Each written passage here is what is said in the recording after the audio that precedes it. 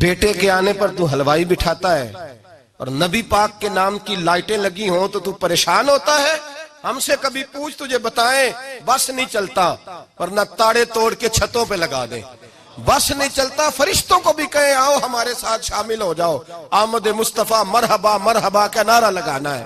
ہمارا بس نہیں چلتا ورنہ دنیا کی ساری نعمتیں بچھا دیں اور لوگوں کو بتلائیں کہ اصل تو خوشی منانے کا دن ہی آج ہے جب اللہ نے ہمیں اپنا پیارا رسول عطا فرمایا ہے. اور ہمارے امام تو کہتا ہے میلاد نہ کر, ہمارے امام نے تو کہا حشر تک ڈالیں گے ہم, حشر تک. یہ 2-4 دن کا تو پروگرام ہی نہیں ہمارا, حشر تک ڈالیں گے ہم پیدائش مولا کی دھوم اور مثل فارس نجد کے کلے گراتے جائیں گے. خاک ہو جائیں عدو جل کر مگر ہم تو رضا, دم میں جب تک دم ہے ذکر ان کا سناتے جائیں گے. ہمارا تو 1-2 دن کا پروگرام ہی نہیں. اور پھر سنو کتنی بڑی نعمت ہے. حضرت عباس سے کسی نے کہا تھا اللہ کی سب سے بڑی نعمت, تو بخاری اٹھانا, فرمانے لگے محمد نعمت اللہ.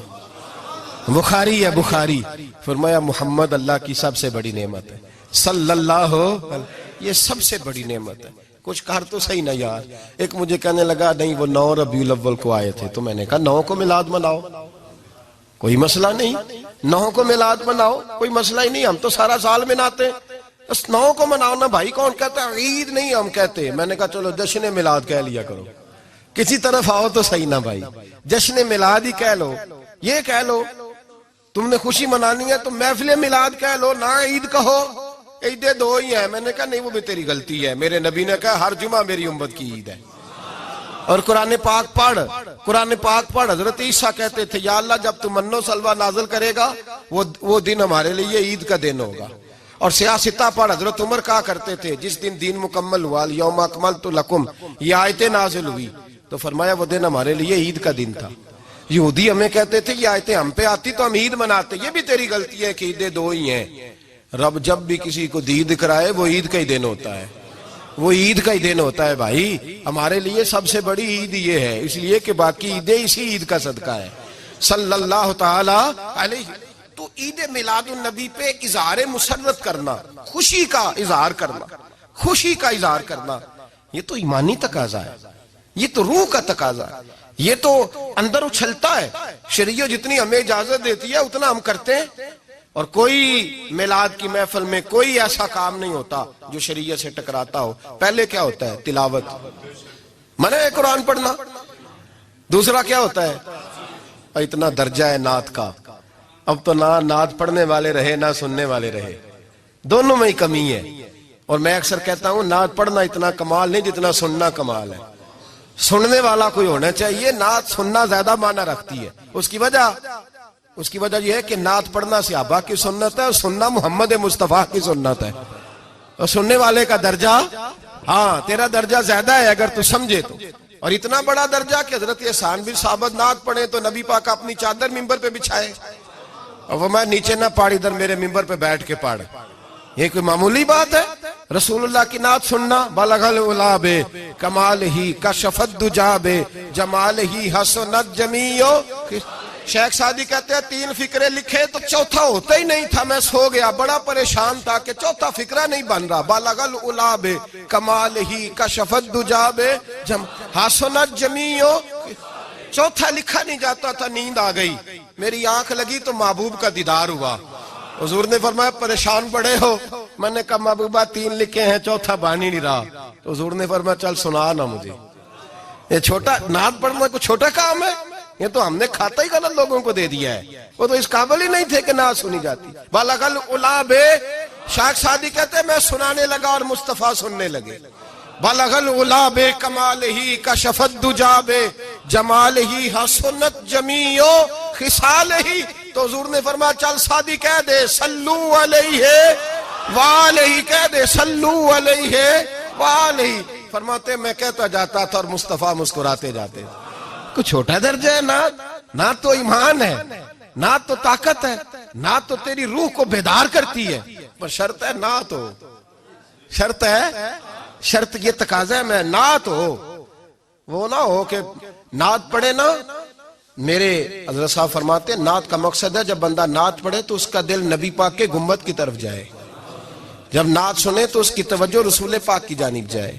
یہ نہ ہو کہ نعت سنے تو توجہ گانے کی جانب جائے. یہ نہ ہو کہ نعت ہو رہی ہو تو لوگ کہیں میرے کان میں لوگ کہہ دیتے. آپ یقین کریں محفل میں بیٹھے لوگ کہتے ہیں فلانے گانے کی طرز پہ لاندہ جی، تو کدھر گیا دھیان اس کا؟ تو یہ نعت تو نے پڑھی ہے، تو نعت سنی نہیں آج تک. اگر نعت پڑھنی ہو تو علامہ اقبال کی لکھی ہوئی پڑھا کر، اگر نعت پڑھنی ہو تو شیخ سعدی کی لکھی پڑھا کر، اگر نعت پڑھنی ہو تو حضرت حسان بن ثابت کی لکھی پڑھا کر. اور اگر تیرا دل کرے کہ نعت بھی ہو، جذبات بھی ہو، حسن بھی ہو، علم بھی ہو، عمل بھی ہو، قرآن بھی ہو، حدیث بھی ہو، تو پھر امام محمد رضا فاضل بریلوی کی پڑھا کر، پھر اعلیٰ حضرت کی پڑھا کر. تجھے پتا چلے چمک تجھ سے پاتے ہیں سب پانے والے، میرا دل بھی چمکا دے چمکانے والے. اعلیٰ حضرت کہنے لگے یا رسول اللہ میری سفارش نہ کرو، ڈر لگتا ہے، ڈر لگتا ہے، قیامت کی رات بڑی گہری ہے، سفارش نہ کرو، اس طرح کرو میرا بازو پکڑو اور جنت تک پہنچا کے آؤ، میرا بازو پکڑو اور جنت تک. کہتے میں مجرم ہوں آقا مجھے ساتھ لے لو. سونیا نہ ڈر لگتا ہے. وہ بچہ کہتا میں نے نہیں باہر جانا، اندھیری رات ہے، ابا جی نال چلو. تو بلا مثال بلا تشبیہ صرف سمجھانے کے لیے، کسی کوئی بڑا ساتھ ہو تو ڈر نہیں لگتا. تو یہ نعت ہے نا، چمک تجھ سے پاتے ہیں سب پانے والے، میرا دل بھی چمکا دے چمکانے والے. کہتے ہیں یا رسول اللہ محشر کی رات بڑی گہری ہے، میں مجرم ہوں آقا مجھے ساتھ لے لو کہ رستے میں ہیں جا بجا تھانے والے. سونیا جرم کر کے آیا ہوں اور پکڑا نہ جاؤں کہیں، مہربانی کر مجھے پردوں میں چھپا لے، مجھے مدثر اور مزمل کی چادر کے نیچے کر لے، میں مجرم ہوں آقا مجھے ساتھ لے لو کہ رستے میں ہیں جا بجا تھانے والے. اور پھر تڑپ اٹھے، کہنے لگے کوئی یہ نہ سمجھے وہ چلے گئے، تو زندہ ہے واللہ تو زندہ ہے واللہ، میری چشم عالم سے چھپ جانے والے، میری چشم عالم سے چھپ جانے. تو بھئی نعت ہو، نعت جو اس کا معیار ہو، اس معیار کی نعت ہو. یہ کوئی طریقہ نہیں کہ دو بندے داف لے کے آ گئے، چار اس کے ساتھ نعت خواہ صاحب آئے ہیں، نماز گھر پڑھ آئے ہیں، گھر جا کے دوبارہ پڑھیں گے. اور میں بات ابھی عرض کروں گا، مجھے یہ مضمون مکمل کرنے دے پھر تقاضوں پہ آتا ہوں. محفل میلاد تو رسول اللہ کے آنے کا شکر ہے. قل بفضل اللہ وبرحمتہ فبذلک فلیفرحوا. محبوب کہہ دے جب فضل ملے رحمت ملے تو پھر انہیں چاہیے کہ خوشی بنائے. محفل میلاد، اور بھائی یہ نہ کہا کر کے یہ پیسے غریب کو دے مسکین کو دے. محفل میلاد میں بات غریب کی ہوتی ہے. ہم بتاتے ہیں کہ یہ وہ دن ہے جس دن آ کے میرے نبی نے بیوہ کی بات کی ہے، غریب مسکین لاچار غریب کی بات کی. یہ محفل میلاد غریبوں کے جلسے کا نام ہے. اعلیٰ حضرت فرماتے ہیں ہم غریبوں کے آقا پہ بے حد درود، ہم فقیروں کی ثروت پہ لاکھوں سلام. یہ میلاد غریبوں مسکینوں یتیموں بیواؤں کے نام کا جلسہ ہے. شکوہ ہے مجھے اس جلسے سے. جلسہ تو میلاد کا ہو پر صدارت چودھری کر رہا ہو، صدارت مالدار کر رہا ہو، وڈیرا کر رہا ہو، کوئی ضرورت نہیں. جلسہ میلاد کا ہو تو صدارت کسی غریب کو کرنی چاہیے، ماڑے کو کرنی چاہیے. ورنہ ضرورت کیا ہے؟ جو حضور کے میلاد میں آئے ہیں وہ سارے مہمان خصوصی ہیں، کوئی عرض نہیں، کچھ نہیں ہونے لگا، کوئی نہیں کھا جاتا. چھوڑیں اس چیز سے باہر آئے. تو یہ تو شکر ہے. اور یہ تذکرے جتنے میلاد کے تذکرے ہوں گے اتنی غریبوں کی بات ہوگی، اتنی اسلام کی روح کی بات ہوگی، بیوہ کی بات ہوگی. اور صحابہ تو اس دور میں لوگ کہتے ہیں صحابہ میلاد کرتے تھے. میں نے کہا چلو تمہیں سمجھ تو نہیں آنی پر سمجھا دیتا ہوں. صحابہ تو اس وقت کرتے تھے جب کرنا تھا ہی بڑا مشکل. اب تو مشکل نہیں نا. صحابہ تو تب کرتے تھے جب کیا جا سکتا ہی نہیں تھا، بڑا مشکل. سنو ابن شام اٹھا کے دیکھو، سیرت کی کتابیں پڑھو. نبی پاک صلی اللہ علیہ وسلم کے صحابہ قریش مکہ کے ظلم و ستم سے تنگ آ گئے. حضور نے بعض مجبوروں بے کسوں کو اجازت دے دی حبشہ ہجرت کر دے. حبشہ چلے گئے. حبشہ جب پہنچے تو ان میں حضرت جعفر طیار بھی تھے، حضرت علی کے بھائی، اور ایک گروہ تھا پورا صحابہ کا جو حبشہ گیا. قریش مکہ نے وہاں پر بھی آرام سے نہ بیٹھنے دیا. پیچھے سے کچھ سردار گئے، جا کے چھیڑا، کہا یہ ہمارے بھاگے ہوئے غلام ہے، ہمارے بتوں کو برا کہتے ہیں، نیا دین انہوں نے اخذ کر لیا ہے، ہمارے حوالے کر دو. حضرت جعفر طیار کہتے ہیں نجاشی بادشاہ نے ہمیں بلایا، کچھ لوگ میرے دوست مشورہ دینے لگے ذرا ہلکی پھلکی بات کرنا. کہتے ہیں میں نے کہا میں ہلکی کیوں کروں, میں تو کھل کے کروں گا, کھل کے مصطفیٰ کے تذکرے. حشر تک ڈالیں گے ہم, حشر تک پروگرام بتایا, حشر تک ڈالیں گے ہم. پیدائش مولا کی دھوم, دم میں جب تک دم ہے ذکر ان کا سناتے جائیں گے.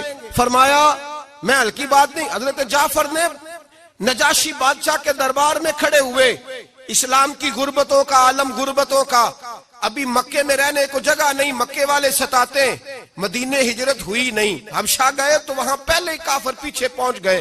اتنے کٹھن حالات, اتنے برے اور کڑے وقت میں نجاشی کے دربار میں جب نجاشی بادشاہ نے جناب جعفر سے پوچھا کہ یہ کہتے ہیں تم نے دین بدل لیا ہے, تم باغی ہو گئے ہو, نئے رستے پہ لاگو ہے, بتاؤ.